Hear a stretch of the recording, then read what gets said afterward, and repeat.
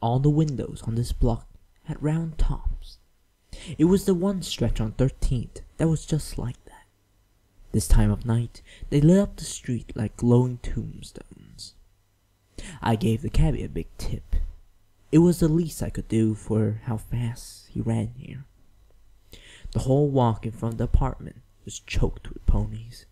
A number of them looked like your average folks, maybe a few reporters. Most were police. The ring at the front stooped like a barnyard fence, keeping the crowd back. I made my way through them, pushing and nudging and saying, "Pardon me." A uniformed mare held out a hoof as I finally reached the front. "Sorry, ma'am, but you can't go in there." "Can I ask why?"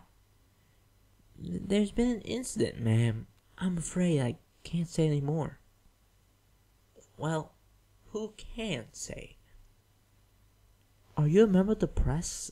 A statement will be released that—" Her word trailed away like dust behind a plow as I spotted a certain stallion stepping out of the apartment. "Hey, Blackie!" I called. Detective Blacklight of the MPD was a pony born to tread the streets. His dark fur blended against the brown stone of the apartment. The worn cloth of his overcoat actually made him easier to see.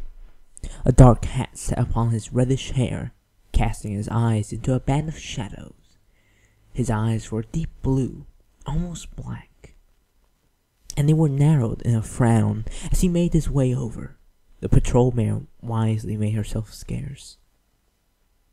"What are you doing here, Applejack?" Black said. His voice was a cobblestone street after a hard rain, coated with the brick dust of a Broncolin accent. He hadn't changed a bit. I found myself smiling. "I'll ask you the same question, but I already know the answer." His look was flatter than a sidewalk. "You got me over here. Don't waste any more of my time, please." "Y'all still working Equiside, right?" "You know it's not good for us to be seen talking, right?" "That just leaves one question. Who's dead?" "You'll have to deduce that yourself." He turned away. "Alright. Fix a Pegasus. Male. Silver coat. Tan mane.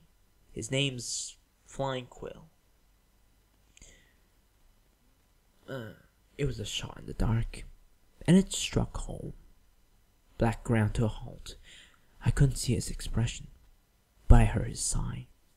When he turned back, he looked very tired. I'll ask again. What are you doing here? "Right now, I just want to talk." He looked around at the milling crowd, back at the group of police. His jaw clenched. Then he leaned in close. "There's a door in back. 5 minutes." He drew back, taking a deep breath. "Now get the hell out of here," he thundered so the entire neighborhood could hear. I looked suitably sheepish as I stepped back. The crowd seemed to take the hint, breaking up and heading away from the scene. It made good cover as I slipped into a back alley and made my way to the rear of the building. Just as Black had said, there was a single door, lit by a lone, swaying gem lamp, and nearly hidden between the garbage cans. And just as he said, it opened after 5 minutes. He stood in the doorway, a little smirk on his face. "Come on in, partner," he said. "Always the gentle cold, Black." Yeah. I gave him a little nudge as I passed by. "You sure this ain't too much of a risk?" I said. His hoof steps fell in with mine. "I'll take the heat." The hallway beyond was dim and noisy. The floorboards creaked with every step, the clop of hooves echoing from somewhere beyond the flickering lights of the candles lining the wall. It was a barn apartment, little more than walls and a roof to keep the world out. The wallpaper fell from the walls like the evening edition hot from the presses. I turned to Black. So, what's the story here? Just got the call about half an hour ago. One of the tenements noticed a smell coming from Mr. Quill's door. Landlord opened it up and, well, here we are. You been inside yet? Nope, which is why I appreciate an extra set of eyes. Well, at least I can do that. As we neared the corner, I heard the sound of somebody being sick. I paused. Black came up alongside me, his expression hard. The sound was given a face a moment later as a young patrol officer came round the corner, his hoof over his mouth and vomit leaking down his sleeves. All right, trooper, said Black. Yes, sir. He wipes his lips, breathing heavily. Take 5. Yes, sir. Around the corner, there was a door, and the patrol officer stood near it. His face was scrunched, like he was trying valiantly not to follow his partner's example. The smell probably had something to do with that. It was pond scum and sewers. It was a griffin's nest on a hot day, the gums of a dragon's maw, and the scent of a newly made coffin. And it only got stronger as we got closer. We'll take it from here, Black said to the officer. You want to give your pal a hoof? He glanced between the two of us. Much obliged, detectives, he said, and with a tip of his hat, he all but galloped away. I waited until he was out of earshot before I said, Good to know I still look the part. It never leaves. Black leaned in, looking closely at the keyhole. Scratches. Lock's been picked. Wood glanced at me. He pushed the door open. I had flashbacks. First to a tiny apartment on the other side of town, and then to somewhere much, much darker. The place had only 2 rooms, one main living area and a bath. It was done up in sky tones with blue walls and a blue sofa, welcoming to a Pegasus. There was a desk in the corner with a gleaming black over-tree typewriter placed with care on top. An empty bookshelf sat next to it. Empty, because all of its books lay on the floor in front of it, drawers and papers joining them. They ringed a single wooden chair in the center of the room. Seated on the chair was a Pegasus. He had a tan mane, a ragged curtain that hung in front of his face. A black rim ringed his mouth, hanging from his chin in stringy lines, dripping down onto the silver fur of his chest and the ropes which held him upright. It joined the waterfall down there, flowing from the line drawn across his throat. His wings hung limp at his side like 2 broken branches, stripped of their leaves by an autumn wind.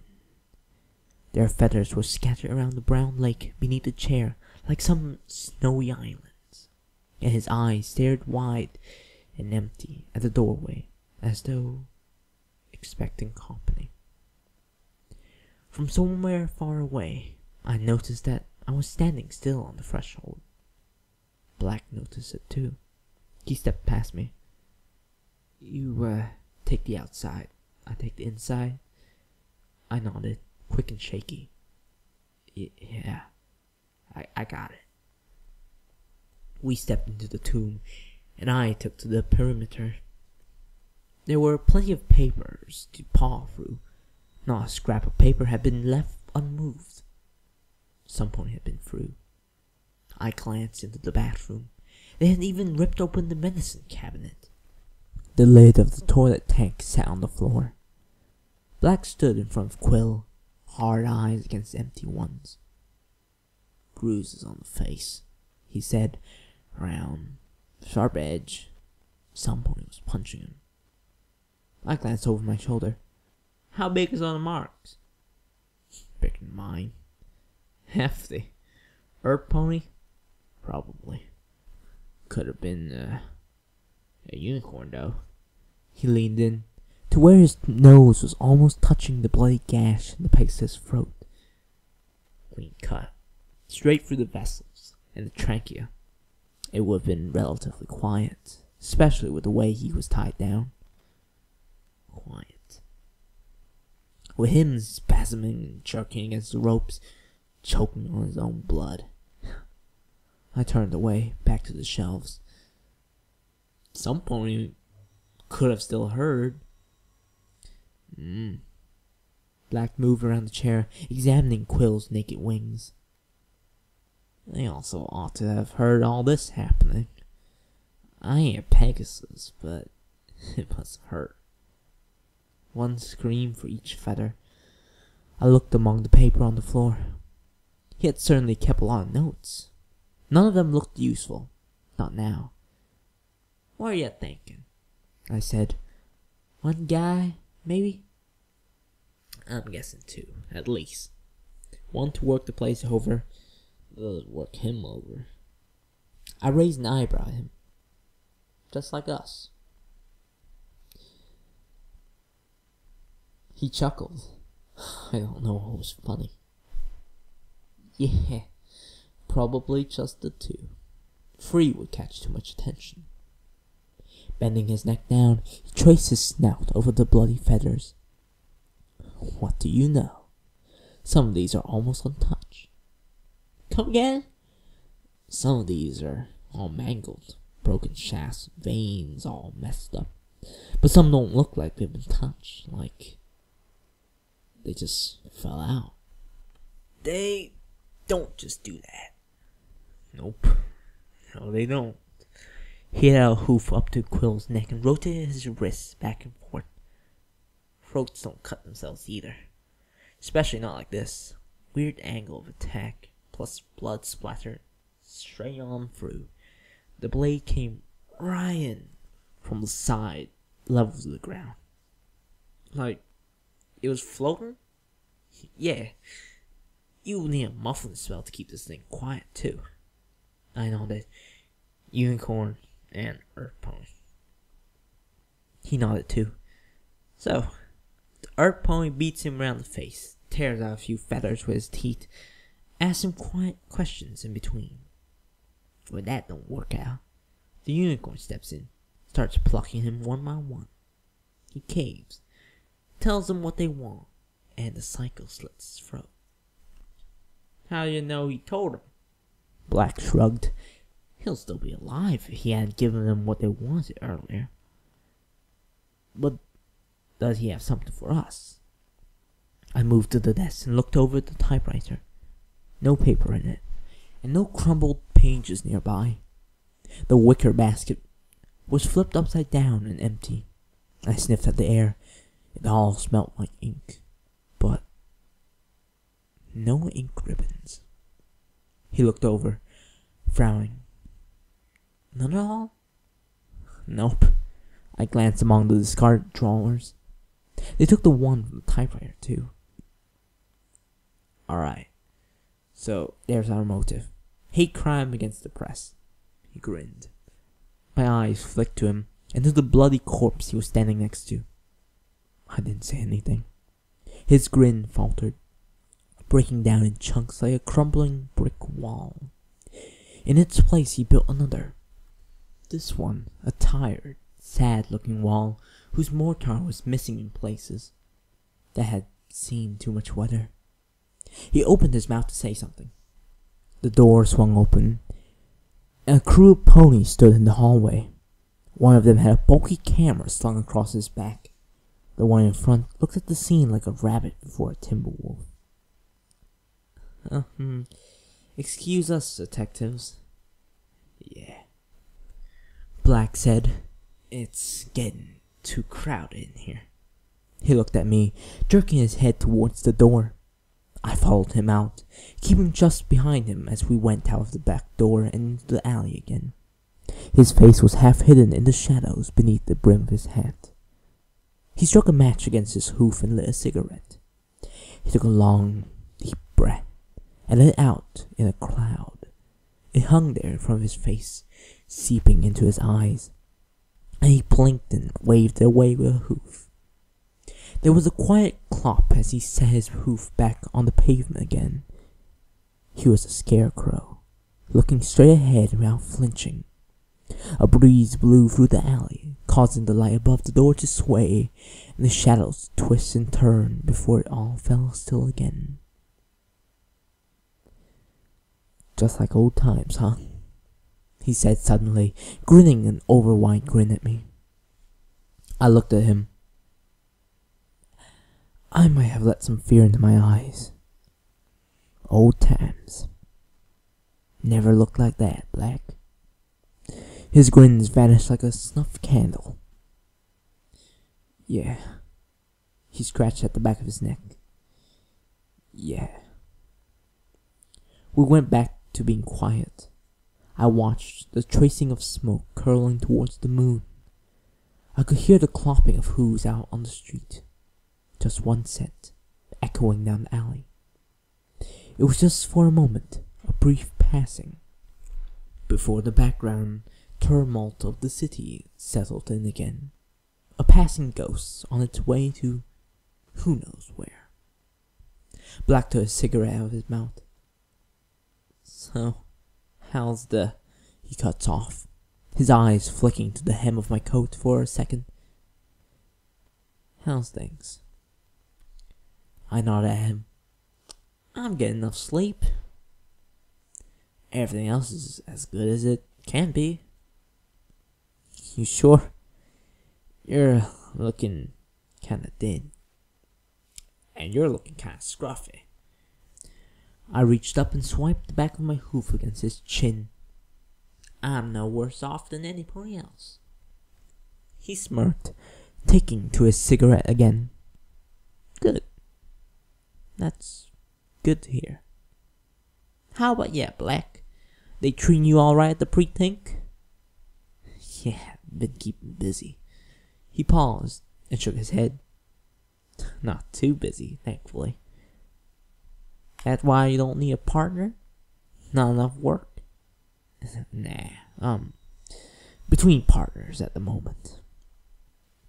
Oh, I pawed at the ground.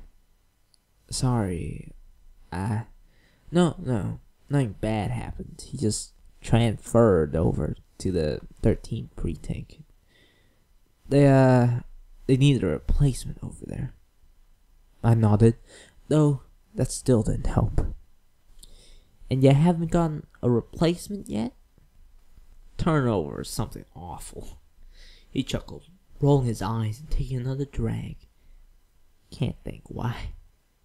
He let a smoky breath out. So the story's been pretty obvious. 2 ponies, 1 unicorn, 1 earthy. Come to this guy's door and knock. He's either doesn't answer or tells them to beat it. So they pick the lock. The unicorn casts a muffling spell, and the earth pony grabs him. And together they tie him to a chair. They toss his pad looking for something. When they don't find it, they beat it out of him.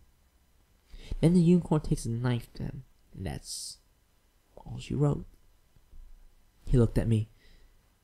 So the question is, what are they after? I got a feeling that's where you come in. I shrugged. There's a mare I'm trying to find. Her name's Sugar Beets. She met him a few days ago in the 3 squares.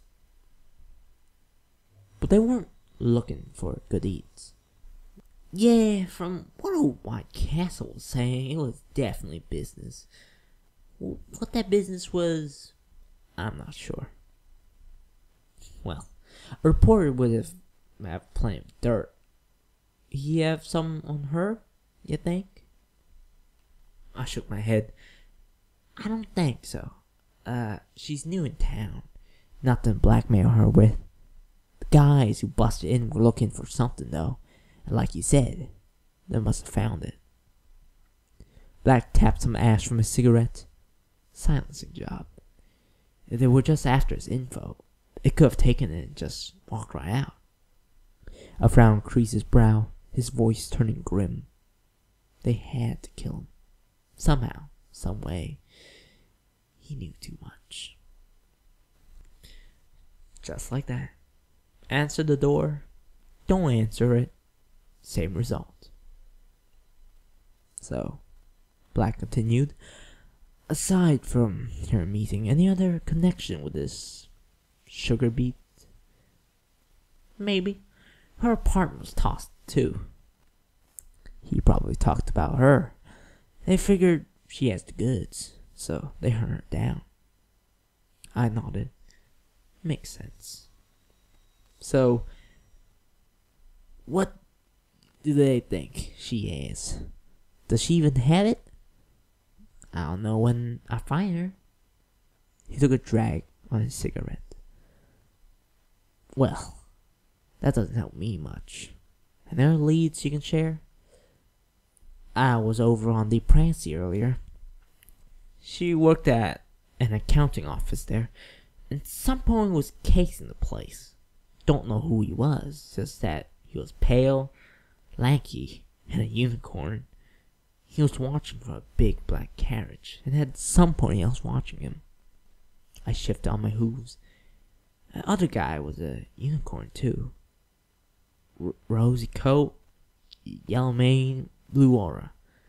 Didn't see his cue mark. Just the pistol he used on me. Black's head snapped around. You okay? I'm fine. He was a crap shot. He kept looking at me for a moment, then back at his cigarette. I don't know if that'll help, I said. Guess I'll let you know. I took a deep breath. I had to ask him.